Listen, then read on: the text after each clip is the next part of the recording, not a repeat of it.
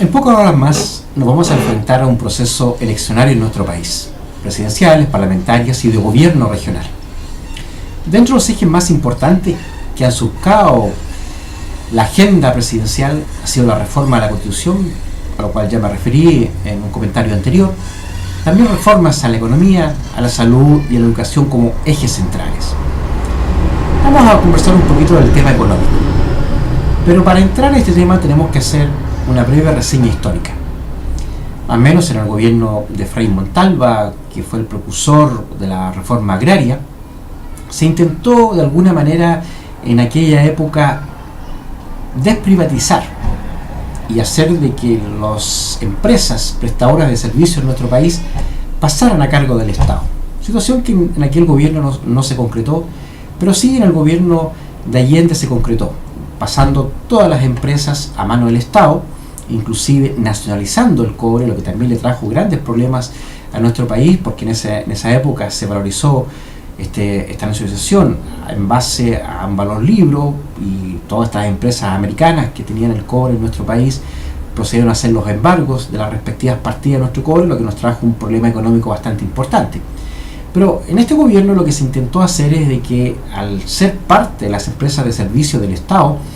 estas intentaron de alguna manera disminuir el costo hacia los beneficiarios, pero al disminuir ese costo aumentaba el costo de mantención del Estado en estas empresas, y al no tener los ingresos que se tenían del cobre en ese momento, que era la única ingreso importante que tenía nuestro país, se produjo un problema bastante importante en el tema del manejo económico en nuestro país, y es tanto así que se llegó de alguna manera a producir una mayor cantidad circulante para que así los trabajadores de nuestro país tengan un mejor sueldo, lo que llevó a una inflación cercana al 300%. O sea, indudablemente demostró que este proceso económico no daba una garantía de un mayor desarrollo. Posteriormente a este gobierno viene un cambio radical en nuestra economía, en donde se produce la liberación de las empresas del Estado hacia los particulares. Este cambio, que más o menos de 4 décadas atrás, trajo una gran estabilidad económica a nuestro país, que hasta el día de hoy se mantiene, y es así que nuestro país, más o menos del gobierno de don Frei Ruiz-Tagle, hasta el día de hoy han enfrentado varias crisis económicas a nivel mundial, y nuestro país, gracias a la seguridad de su economía de libre mercado, ha podido soportar noblemente cada una de estas recesiones sin afectar el orden interno de nuestro país, no así en los países vecinos o en otros países del mundo que sí le han afectado las recesiones económicas. Esto indudablemente está demostrando de que el proceso económico en líneas generales en nuestro país está bien. Hay tópicos que sí deben establecerse y manejarse, y lo que yo denomino que tiene que existir más un Estado controlador, un Estado regulador. A modo de ejemplo, nuestros ingresos a través del sueldo mínimo son establecidos a través del Parlamento, que mayormente no van a afectar con los cambios de gobierno, y no va a ser un mayor cambio el que se va a producir dentro del poco tiempo.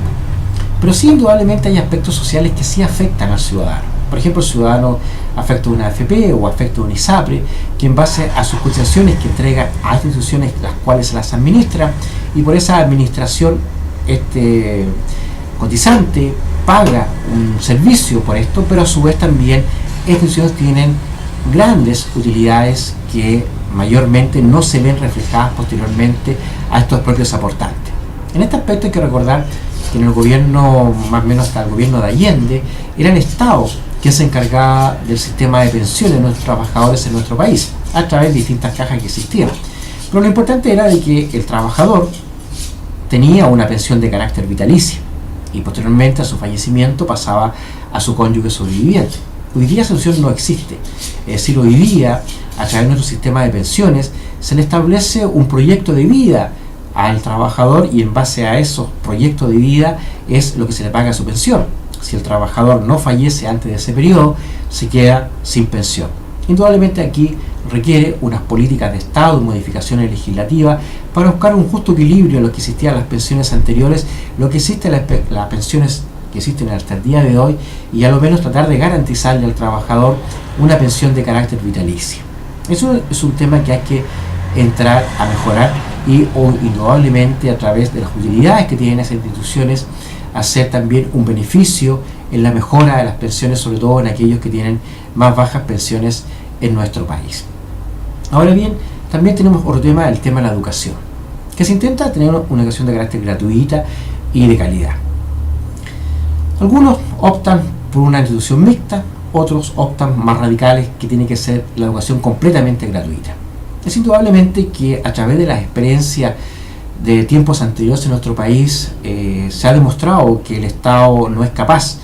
de hacerse cargo de todos estos gastos. Hay que recordar que más o menos en los gobiernos finales de Frei, de Michelle Bachelet, se produjo que el Estado se iba a hacer cargo del Transantiago, que indudablemente como carga del Estado no resultó y ha establecido pérdidas millonarias para el Estado en mantener este servicio. Eso está demostrando que el Estado no puede ser parte en una institucionalidad de servicio hacia el ciudadano. Y en este concepto, al establecer una educación gratuita, el costo que va a significar va a ser muy alta y indudablemente tiene que ser a través de la tributación, que también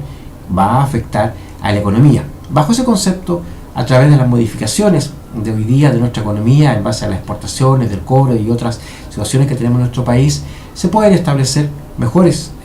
ingresos económicos de nuestro país para solventar una educación gratuita en cada uno de los sectores, a los niveles de la educación prebásica hasta la educación universitaria,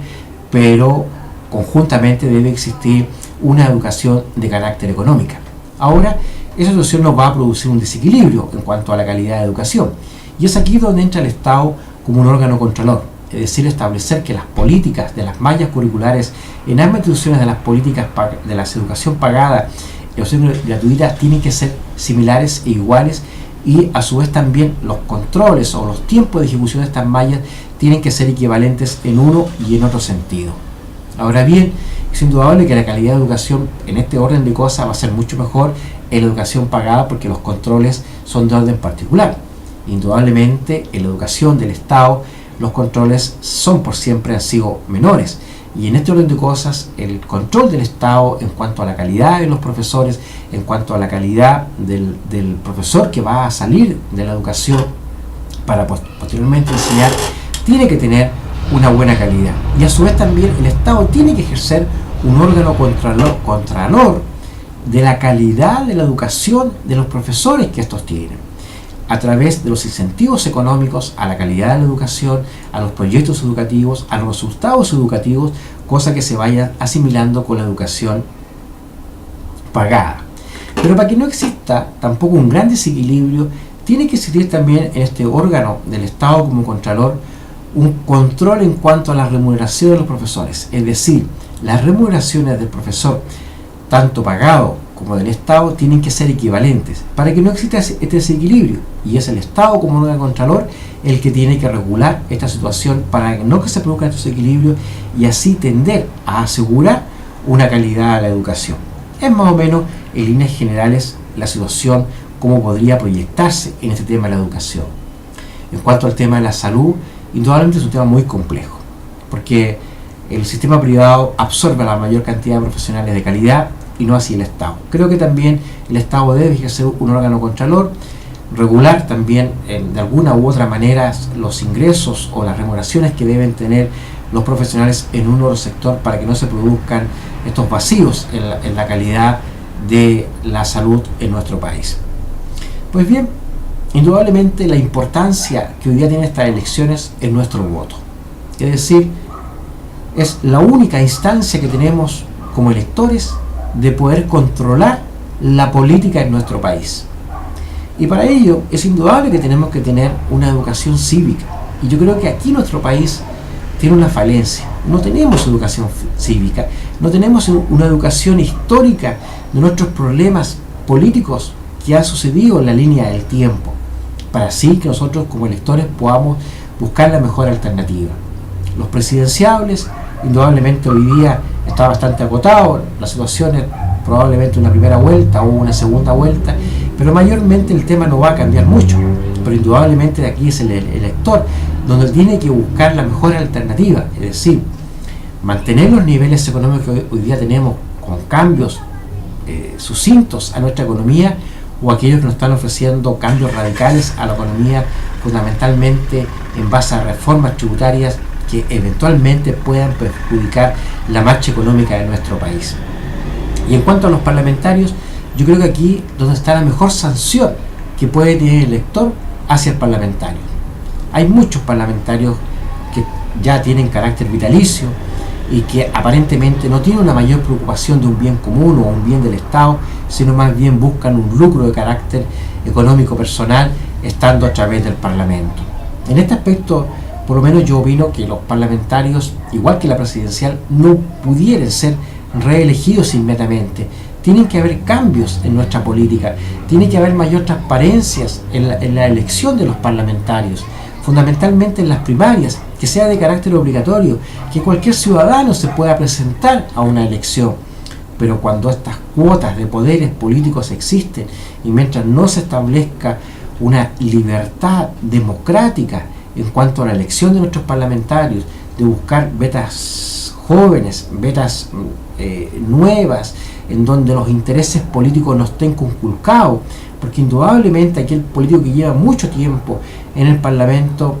da atisbos de vicios, de corrupción,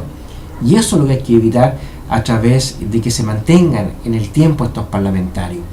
Y es así que a través del voto es como nosotros debemos controlar esta situación. Es la única sanción que tenemos nosotros de participar en la política de nuestro país, y es así en cómo a través de este voto vamos a elegir la política que queremos para nuestro país. Gracias.